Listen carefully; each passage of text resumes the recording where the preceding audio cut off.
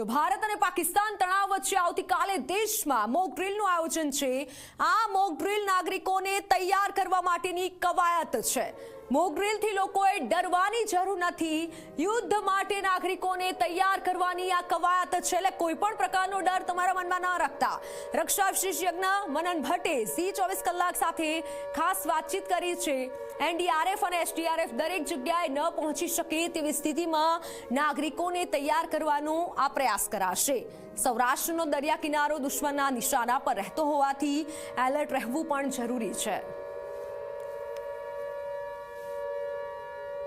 લોકોની અંદર આ લોકોને તૈયારી કરવાની એક વાત છે કે જો યુદ્ધ થશે કે પછી આજે થાય કે થોડા સમય પછી થાય, પરંતુ યુદ્ધની પરિસ્થિતિમાં લોકોએ શું કરવું, કઈ રીતે એની માનસિક તૈયારી છે। વળી એ તૈયારી સૌથી અગત્યની તૈયારી એ છે કે સડનલી સપોઝ એક બિલ્ડિંગ પર મિસાઇલ વાગ્યું, દુશ્મને કોઈ બોમ્બ ફેંક્યો કે મિસાઇલ ફેંક્યું, તો બોર્ડરના સ્ટેટમાં રહેલા લોકોએ, જે બોર્ડરિંગ સ્ટેટ છે ભારતના, એમણે કઈ રીતે રિસ્પોન્ડ કરવું। કેમ કે દરેક વખતે તમે એવું એક્સપેક્ટ ન કરો કે દુનિયાના ભારતના દરેક ખૂણે, ગુજરાતના દરેક ખૂણે એનડીઆરએફ એ સમયે મોજૂદ હોય, હાજર હોય, કે પછી પોલીસ અને એના રેપિડ એક્શન દળો હાજર હોય। એટલે એક સિવિલ સોસાયટી તરીકે યુવાનોએ, જે લોકો એબલ છે, જેનામાં તાકાત છે, એ લોકો કેવી રીતે રિસ્પોન્ડ કરવું અને ડિઝાસ્ટરની પરિસ્થિતિમાં શું લોકોને કેવી રીતે મદદરૂપ થઈ શકાય, કેવી સેફલી આપણે કઈ રીતે સેફ અને સિક્યોર જગ્યાઓએ છુપાઈ શકીએ, ઘરમાં રહેવું તો રાત્રે જો એર રેડ વોર્નિંગ આવે તો શું કરવું, આ બધી તૈયારીઓ કરવાની કોઈ ગણતરી છે સરકારની। એટલે જો દુશ્મનના વિમાનો આપણી હવાઈ સીમાને ક્રોસ કરે એટલે તરત ને તરત ત્યાંથી એર રેડ વોર્નિંગ રિલીઝ થાય, અને એ જેવી રિલીઝ થાય એની મોમેન્ટ્સની અંદર, કેમ કે એના વિમાનો પણ એમ કહી શકાય કે હવાથી 3 ગણી ને 2.5 ગણી ઝડપે ઉડવાના છે દુશ્મનના વિમાન। એવું નથી કે ધીમે ધીમે આવશે।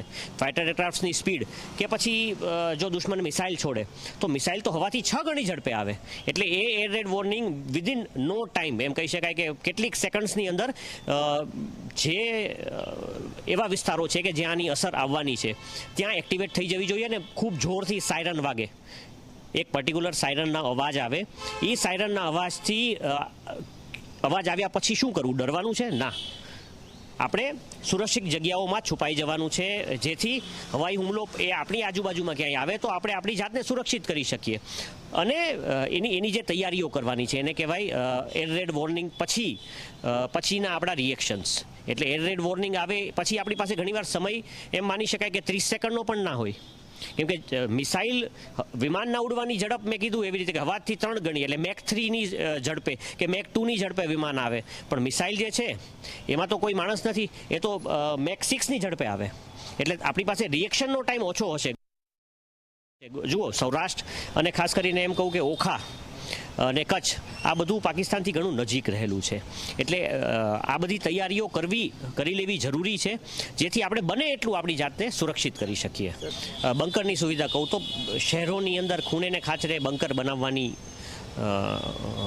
વાયબિલિટી પણ નથી અને કદાચ શક્યતા પણ નથી, કેમ કે યુદ્ધ જો થાય તો જો દુશ્મન એવું એસ્કેલેશન કરે કે શહેરો ઉપર હુમલાઓ શરૂ કરે તો પછી એને શહેરો તો છે જ, ને ત્યાં પણ માણસો રહે છે।